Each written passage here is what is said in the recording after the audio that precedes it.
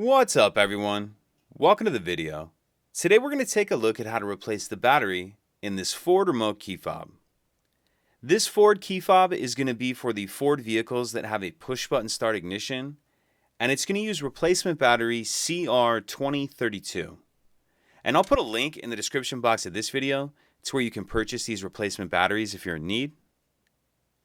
So the first thing we're going to do is grab the key fob, and if we hold the buttons facing down, we see this release on the back.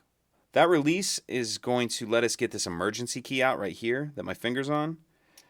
So I'm going to hold that release down, that button, and then we're going to get this emergency key out. And you may need to use your fingernail a little bit just to get it started, or even a flathead screwdriver.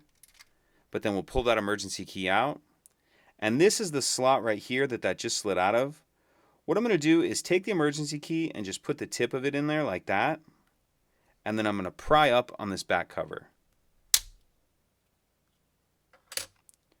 Then once that pops up like that, you can go ahead and pull the two halves apart. And in the back half of the shell, we see our battery right here. And for this part, I'm going to get a small screwdriver just to help me get under the edge of this battery. You may be able to get this out with your finger, but it's a lot easier if you have something just to get under the edge of the battery and get it started out of that holder. Then we'll grab the new battery, and we want to make sure that we're installing that with the plus side down. And in this holder, you see there's that little metal piece right here that my finger's on. That's the edge we're going to start in first. So we'll kind of start that edge in first like that. And then once it's started, go ahead and snap it the rest of the way in that holder. And then we can snap the two halves of the shell apart. And what I'm going to do is kind of start the top in first, like this. I'm going to start the top in and slide it up, and then just snap it down. Make sure that's all the way snapped down, all the way around.